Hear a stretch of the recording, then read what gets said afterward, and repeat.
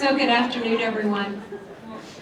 I'm Cinda Rushton. I'm faculty in the Berman Institute and the School of Nursing, and I wanted to welcome you to our Sheila Hutzler-Reeves Memorial Lecture today. And I wanted to tell you a little bit about the origin of this very important lectureship that was created by Elder Tobridge, Ellie Tobridge, who was a member of our Berman Institute board until she passed away in 2007. And she was really a great friend of the Berman Institute. She was very passionate about her work and her family. And this lectureship was actually established after her daughter, Sheila Hutzler-Reeves, died of breast cancer back in 1988. It was really to honor her life.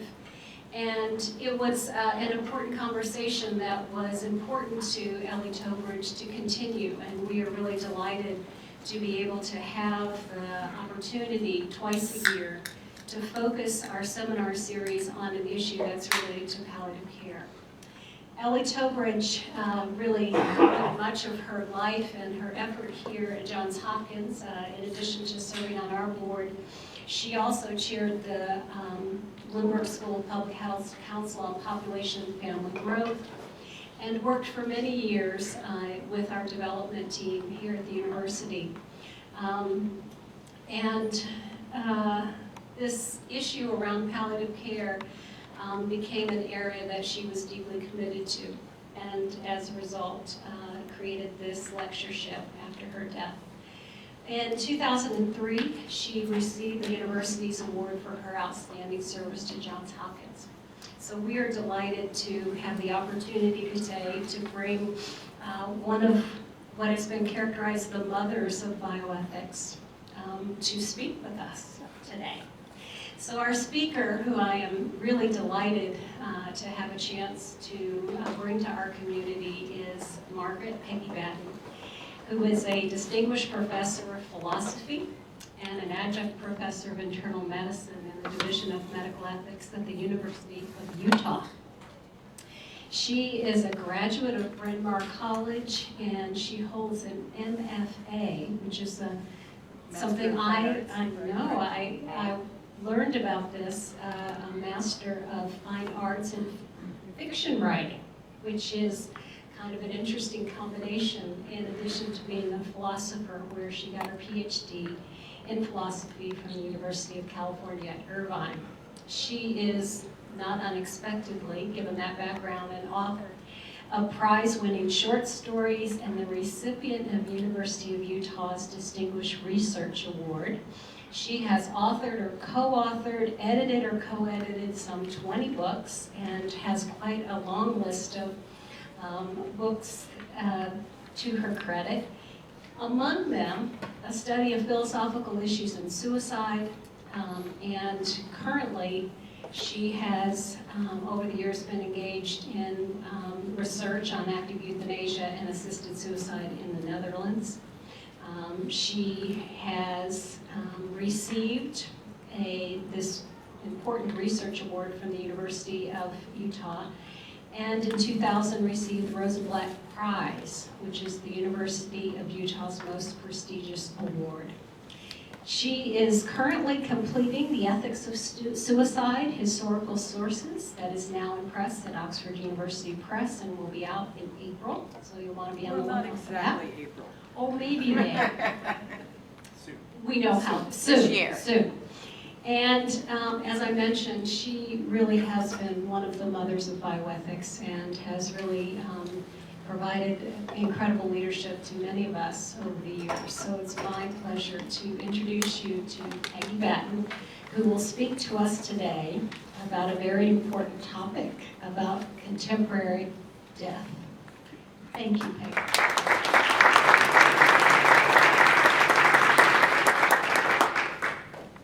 First, let me say I'm happy to be here. And second, let me say that I'm happy about the kind of invitation that this institute has made. So you can think about which way you would choose. The invitation is, come and give this lecture, we have two formats.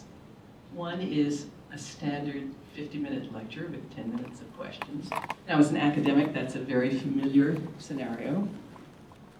The other is, if you could do a little video presentation for maybe 20 minutes, and then engender open discussion, little structure.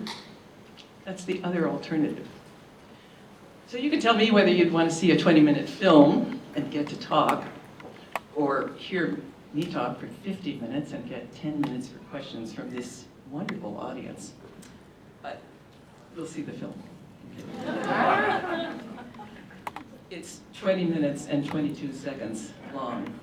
And it's about issues about what I like to call the least worst death, about end-of-life patterns and scenarios and the way we die. And as you all know, this is in the midst of turmoil, political turmoil, and activity about end-of-life issues, both in palliative care and in the right to die movement. This is in no way confined to this country. This is evident all over the developed world. And it is an issue coming into increasingly sharp focus. I gather Maryland has a death with dignity bill now on the table, somewhere in the legislature. So does Utah, right? It's, and I'm told some 25 other states are now seeing activity of one sort or another about this issue. Of course, and the format that I plan to follow is to see this film, and then I have a set of questions to ask of you, but hope that you will ask questions of me. So this is genuinely meant to be interactive, so get your ammunition going or whatever it needs. This is, death and dying issues are always intensely personal as well as public, so you'll be seeing one of these. 20 minutes, 22 seconds.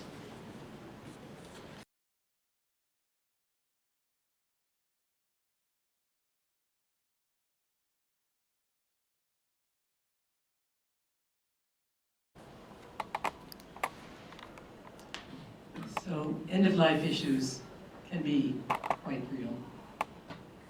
I have some questions to explore that this little film, I think, brings forward. This is made, of course, for a much broader audience than is here. But some questions I think we might discuss together and see what you think. And I invite you, of course, to ask any questions you'd like. So the first, this is an essay about contemporary dying, and the sense is meant to be that we're in transition. Contemporary doesn't mean static, it means, I think in this case, something that is on the cusp between old ways and new ways that may come to be.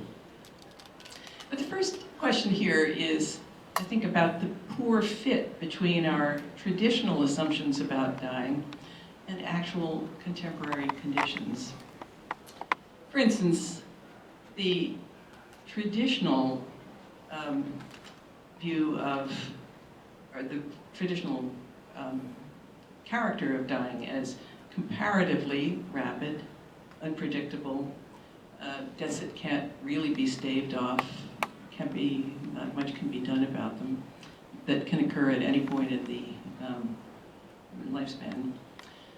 And our contemporary slow dying, the sense here is that our traditional embedded political, cultural, religious traditions aren't very well adapted to the new ways we die. They emanate from earlier periods of history, and we still live with those assumptions and expectations, although the ways in which we actually face dying is now different.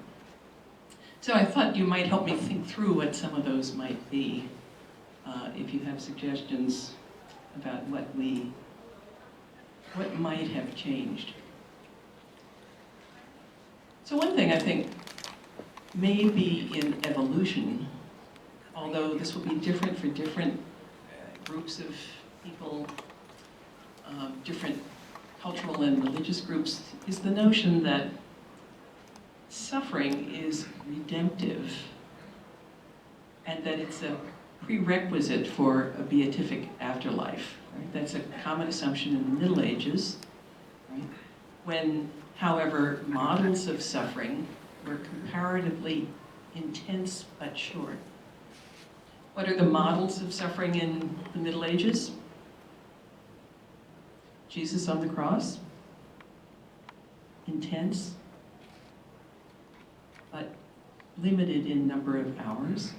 It's the central model of suffering in dying in the Christian tradition, but also the Christian martyrs, right? These are often voluntary or not withstood occasions like being fed to the lions or many other forms of martyrdom that form the core of early Christian tradition and thought. Is any of that with the ways we now die? Certainly there's suffering. Those of you who are involved in palliative care are in the business of trying to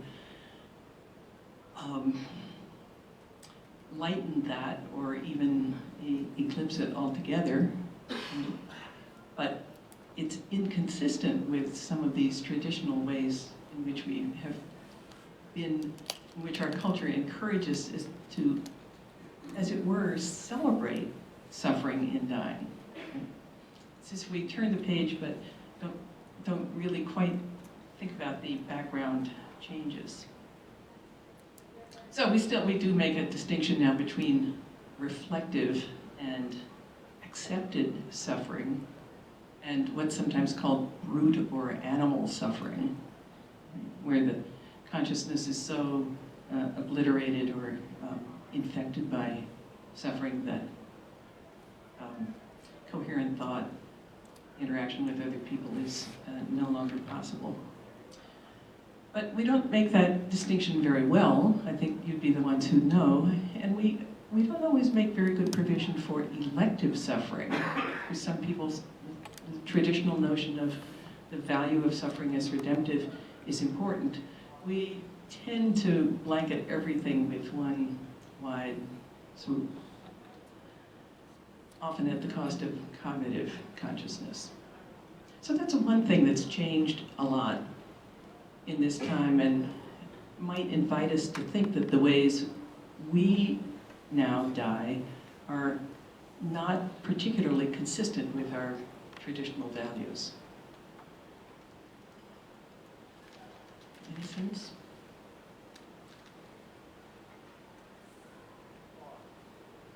Yeah? Yes, and thank you for the presentation. Just taking up this idea of the beatific suffering, the redemptive suffering, I wonder how selective that notion is invoked. And an example would be, and just thinking about a couple of things you mentioned, Brooke went through, and with infections, and just thinking of my own experience as an infectious disease doctor. In the history of infectious disease, that there was a notion that infection, vulnerability to infection, might not be redemptive, that it was moral turpitude for certain kinds of infections, and in this case, lack of, or not in this case, but lack of cleanliness, lack of sanitation, a number of things that maybe made it more exceptional.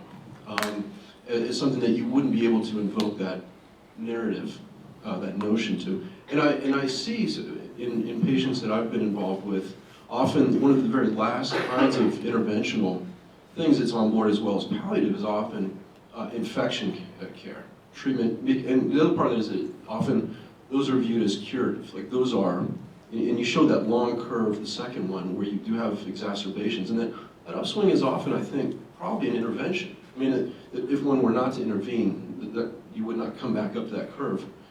And with infections, often people see that as something that should be taken off the table, even if there is a long, inevitable curve. Treatment should be yes, there's a curative treatment for pneumonias, for sepsis, for line infections, for ventilator-associated They want to refuse, right? Yeah, I've not seen that one as embraced as something that's a way for one's life to end when one is in some kind of... Always an option to It refuse. certainly is, but very often people do choose to at least keep antibiotics on board as one of the last therapies that they will keep. And I don't know if that's borne out by this other narrative that infectious disease is different. It's a lack of, well, as I said, moral turpitude, or there has been an accusatory element either to the environment or to people about infections. So it's, of course, impossible to realistically make the huge sweeping generalizations I was just doing. And also there's change, but the relevant point here is that infectious disease is a comparatively small, it's involved in many of the ways we die. So we have intercurrent infection during cancer deaths or organ failure, but it's not the main cause of death anymore. Although it had been in past eras. Now, when you say moral turpitude, you're probably referring to sexually transmitted diseases. Or tuberculosis. Or tuberculosis. Or HIV, I mean, yes. Right. And our thinking, whether we engage in punitive thinking about that, or whether we have done that in the past, it's obviously different from one place to another in one time period or another. But the point is, those aren't normally the way we die anymore. AIDS, of course, was an exception. But through choice, because people request to have the antibiotic. They do not refuse penicillin, even as they're refusing further cardiac treatments or further chemo. Yeah, penicillin's an easy treatment. These other things are not. So I saw another hand down there, and let me go. In the back somewhere, there's a...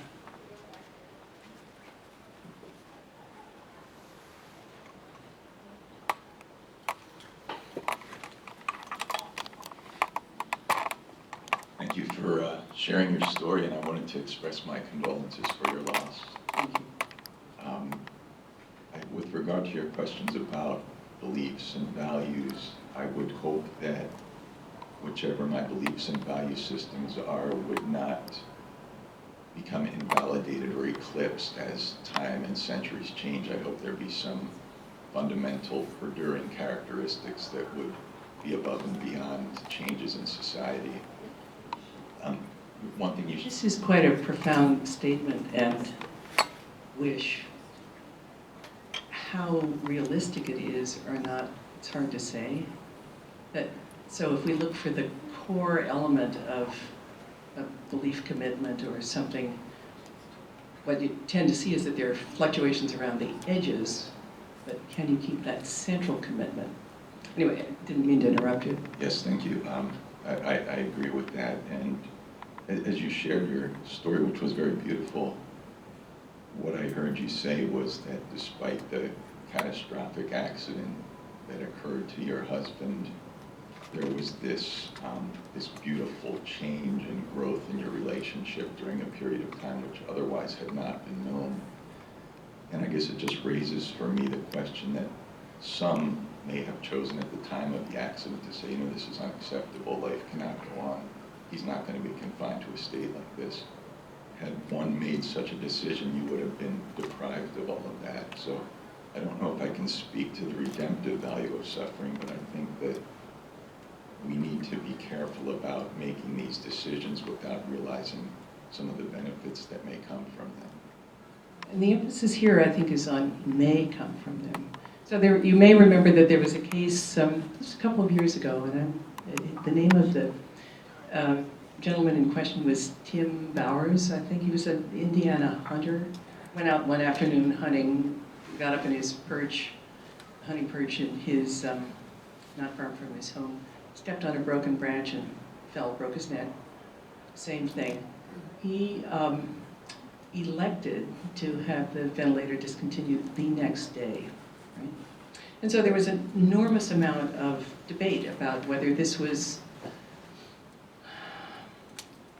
acceptable, whether you mean morally. It was obviously legally acceptable, but whether it was morally or emotionally or socially acceptable. So it's easy to contrast these two cases. Now, what we don't know, we know what happened with Brooke. Brooke survived just by complete chance. survived, thrived for the best part of 4 years. We don't know what would have been the case with Tim Bowers.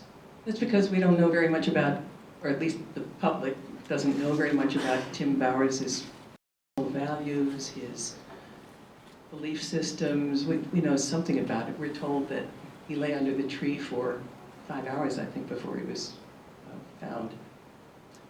We are told that he made his peace with God. That was what he told the people who rescued him. His whole family, in fact, the entire town assembled. I think, well, while the ventilator was, or just before it was discontinued, it was that parting stuff. What would Tim Bowers have been like had he continued?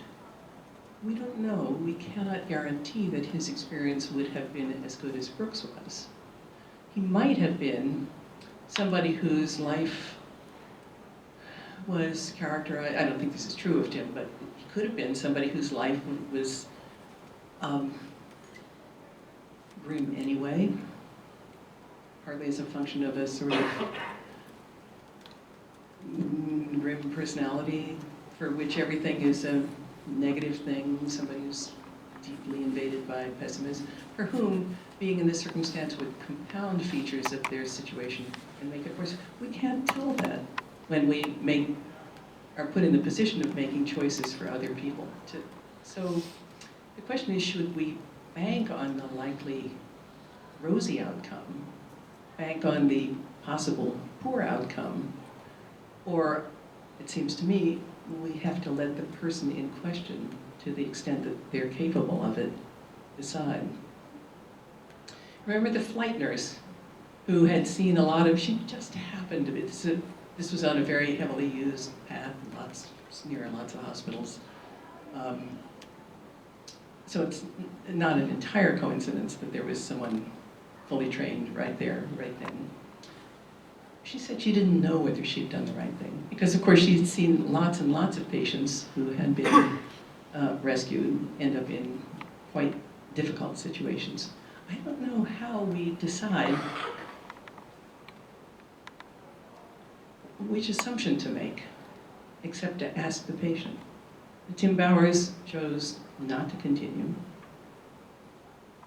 I can't think of anybody else who should be in the position of making that choice other than he himself.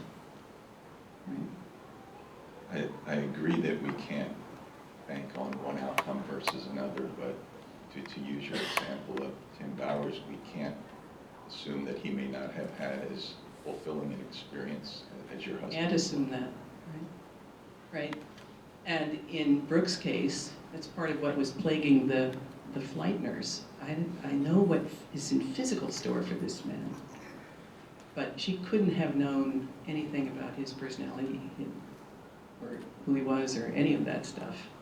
He was lucky largely because of the kind of personality he had, and also that he was able to continue with an occupation he dearly loved, namely teaching, because that requires nothing except your brain, right, and your mouth, right? So he was able to do something that almost nobody in any other profession could do, which is continue. But you can see where this is going, and I think we all have a sense that this would be one of the hardest choices possibly to make.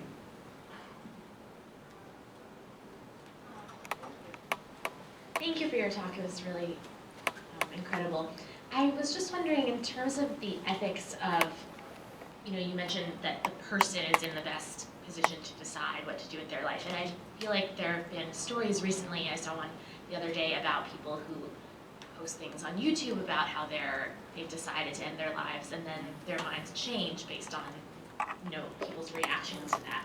How do you feel about that? Do you find that like unnatural at all, or how do you think that changes? Well, it depends on who it is who's posting it for what reason. So sometimes it's, lovesick teenagers who have been jilted by a boyfriend. Sometimes it's middle-aged people who got into financial trouble and they'll never climb out. There are a great many reasons why one might put out, so to speak, a probe like that, well, let me just say, I'm going to off myself and see if anybody cares, right? And the web is full of nasties also, so that people will say, go ahead, let us watch, right? But that's more exploratory. In the two situations we were just talking about, Tim Bowers and my husband Brooke, there's a much more evident reason for this choice. And one of the hard things in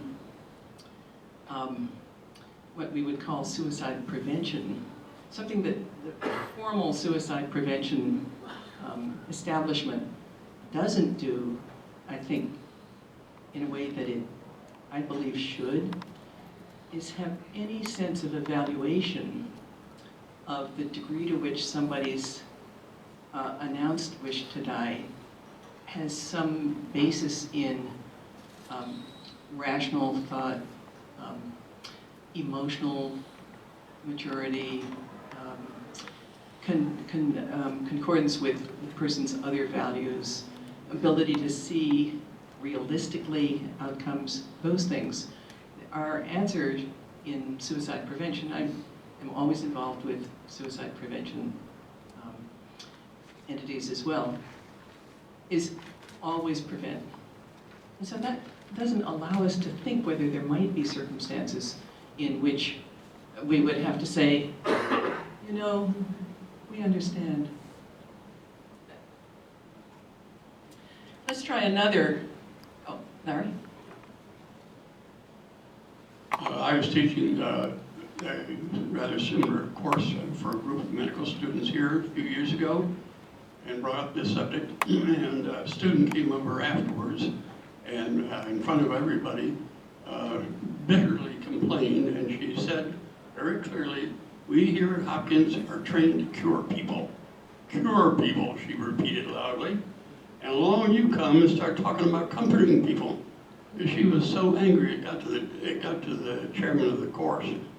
And I was just wondering how you would feel about physicians in general feel about this. Well, I would certainly be reluctant to say anything about how physicians in general feel about this, other than I know they all feel differently, right? There's, physicians are a varied lot, let's put it that way. But there is this claim that the physician is healer, right? And that should be it. Now you mentioned comfort. We might talk more directly about assistance in dying, as was the case here. Whether that's part of the appropriate role of the physician ever in any cases. And of course, what we have to remember is the notion that the physician is healer is unrealistic in the sense that there are conditions that cannot be healed. They can be sometimes ameliorated, but not healed. And eventually, no matter what, every single patient dies, right? Now, they might not die on your watch or in your specialty or at this time. In fact, most physicians will have many patient exposures that don't end in death. But sooner or later, every patient dies. And what we need to think more clearly about is the role of the physician in working with a patient to whom death is coming at the ends of those trajectories we looked at. So to claim that the physician only does healing is naive in a way. Well, then the question is, what should the physician be doing? This little scenario here claims that what we should want as a society is the possibility that a physician is an ally, a helpmeet, and a friend in the matter of dying. Now, that might seem institutionally difficult. Many physicians have family members who ask or request. There are studies about the incidence of assisted dying in every jurisdiction that I'm aware of in this country. Shows that physicians get requests and honor some of those requests. It's not enormously frequent, but it's something that physicians are not infrequently asked for. How to respond in an institutional context as distinct from a private context. is a major question. But that notion of ally, helpmeet, friend, we don't ordinarily think of, speaking of the physician and the patient, as friends. But perhaps in this one occasion, this most momentous of occasion, that's the way it should be. Yeah, and then we'll go to the next topic. Thank you for your talk.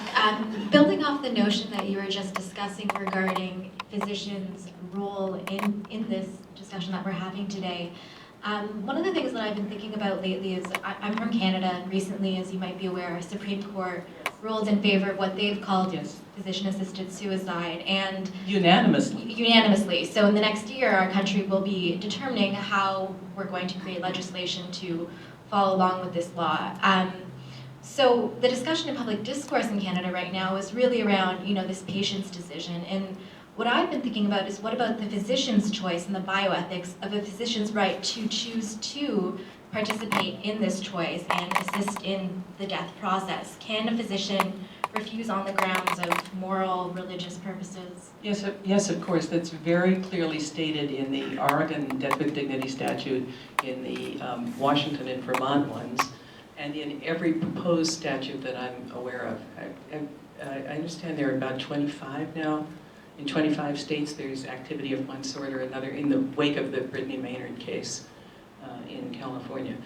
But there is no claim ever that any physician would be forced or obliged to do this. And the only occasion you can think of where that might be a relevant question is where there's one physician within a 500 square mile area, or the only physician in a whatever. But also patients in religiously based hospitals that prohibit such an activity, but where the patient has no capacity to transfer to anywhere else. Now, often the patient would transfer to home. But these are questions that are, the basic point is no patient is compelled to do this, and no physician is compelled to do this. This is to be thought of as an option, as it is clearly in this case. Let me try, unless there's a really urgent question. I just want to follow up on what you just said. So you've been focusing on the role of physicians, and arguably what most patients lead not life is nursing care. And so the role of nurses in this process has often not been discussed very fully. It has been focused on prescriptive authority of the physician, when in fact, nurses often have long-term relationships with people as they die. They are often the implementers of the decisions of others, including patients and physicians. And the unique challenges that nurses face in this process is, I think, worth thinking about. What are the distinctions? Our code of ethics is somewhat differently oriented than our physician colleagues. And in this issue of how one participates, whether bearing witness to the process is participation, whether giving information, are different nuances than writing the prescription. What could I say except yes? Thank you, Cinda. Right. You're absolutely right about all that. It is framed as a discussion about physicians, but it's the nurses who are there. I wanted to ask a few more questions, though, and I see that time could catch up. So here's another that I think this scenario raises. Why is the distinction that appears to be so clearly embedded in law and in the assertions of acceptable medical practice between letting to die and causing to die so important? After all, we breach it all the time. We give heavy doses of opioids in palliative care. I know we only intend and merely foresee that death will occur. How realistic is that distinction? So if you think about the classic example of the doctor who gives the little child with bad tasting medicine to prevent whatever the child's illness is. Yeah, right.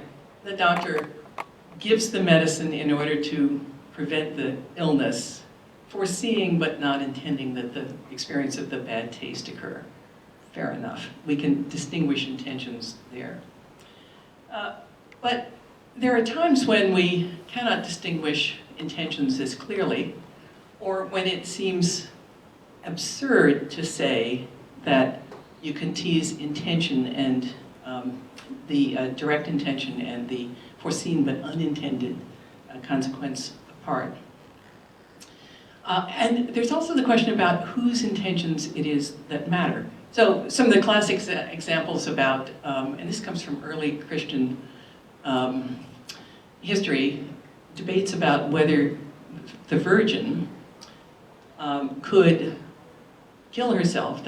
These were the early debates to avoid defloration by usually Roman soldiers, for whom this was sport. There's a lot of back and forth. Some of the early church fathers defended, some rejected.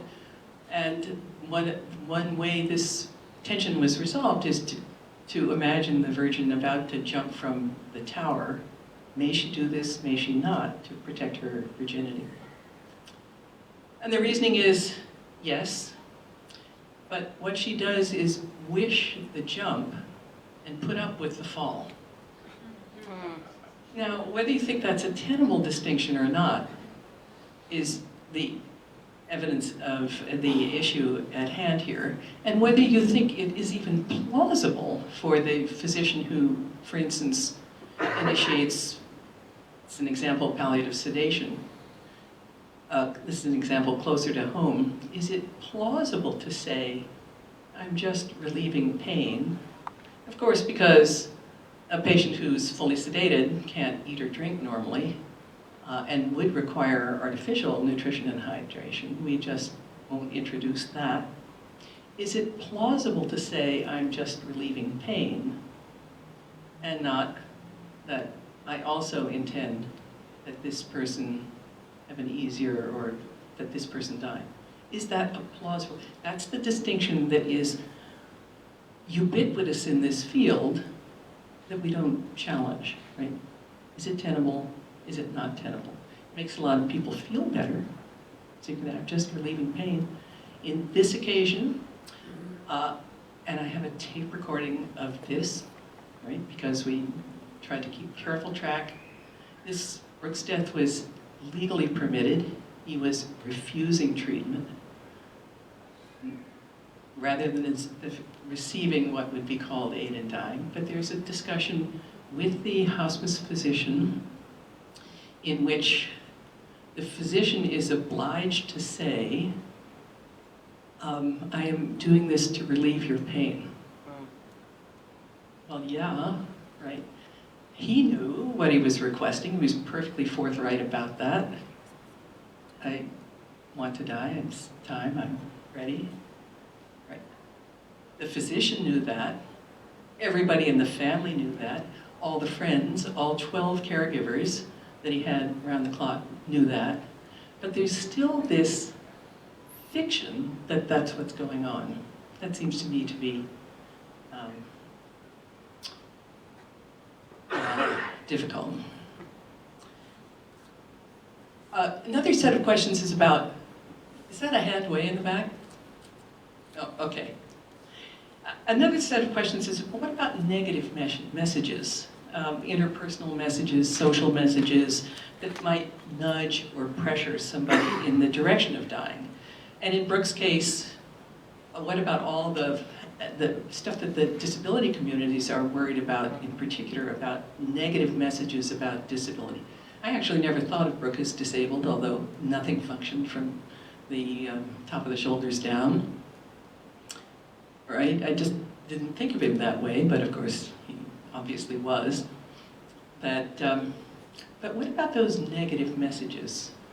Look, you're disabled, this is just shut it off.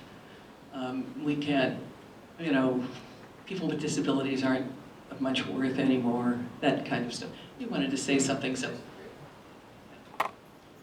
If there's no difference in this double effect, why do you suppose Brooke didn't just take the one big shot of morphine? Why did he do the step down where you're saying with the same ultimate thing, the doc killed him? Well, am I saying the doc killed him? No, legally speaking, not only did the doc not kill him, but even the removal didn't. On his death certificate, it says respiratory insufficiency subsequent to an accident. Date of accident, 4 3/4 years earlier. Well, that's what it says, right? That's what it technically is. Why didn't he take one big shot of morphine? Well, A, nobody would give it to him, right? This is a state in which assisted dying is not legal. B, I've spent a lot of time in the Netherlands, and I know that the Dutch physicians do not recommend using morphine for this purpose because of the likelihood of unwanted side effects, including hallucinations. And it depends on whether the patient is morphine naive as well. So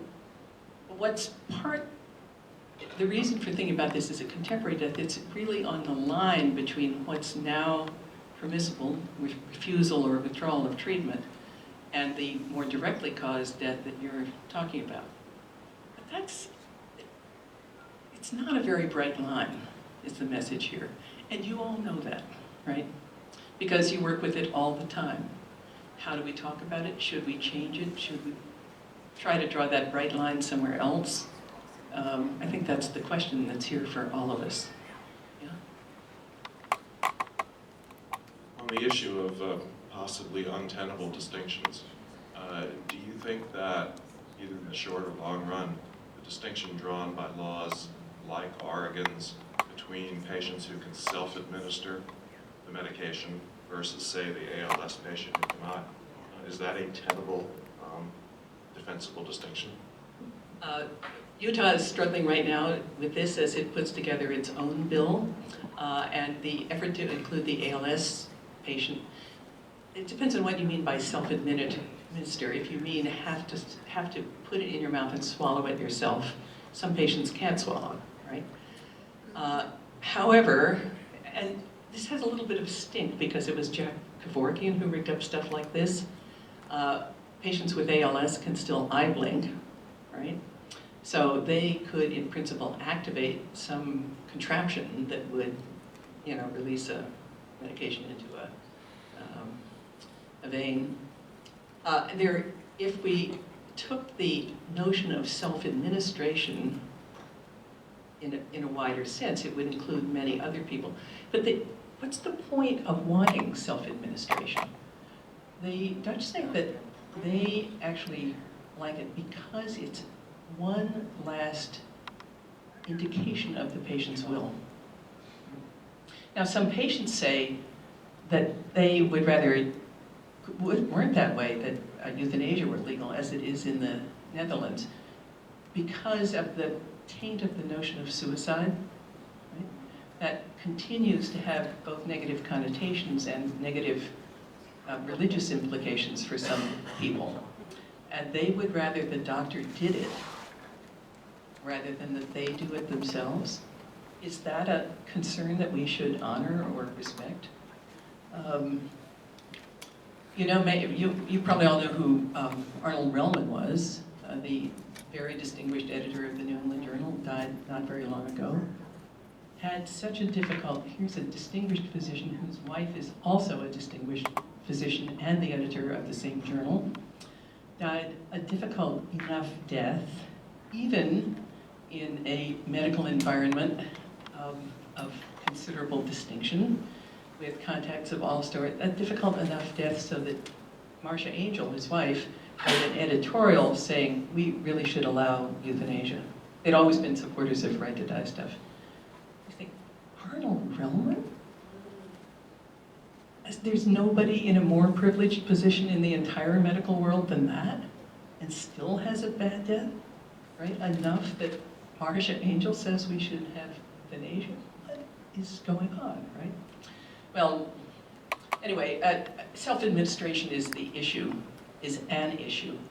And so there's another issue with that as well. ALS is a longer-term condition that someone, in all the statutes that are now in place in this country, require terminal illness, and it's defined as 6 months to an otherwise expected death. But somebody with a condition like ALS might want to, as Brooke chose to, how long he might have lived if he had not had his ventilator and everything else discontinued when he did. How long would he have lived? We don't know. But he wouldn't have been classified as terminal. Should we relax the terminality condition in ours?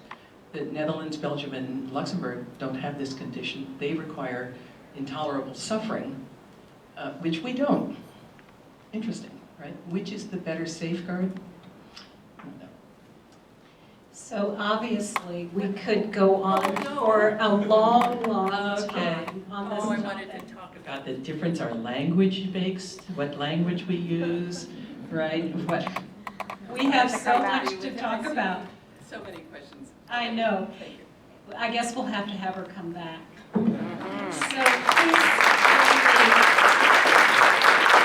in thanking Peggy for really engaging us in a very personal, but personal for each and every one of us.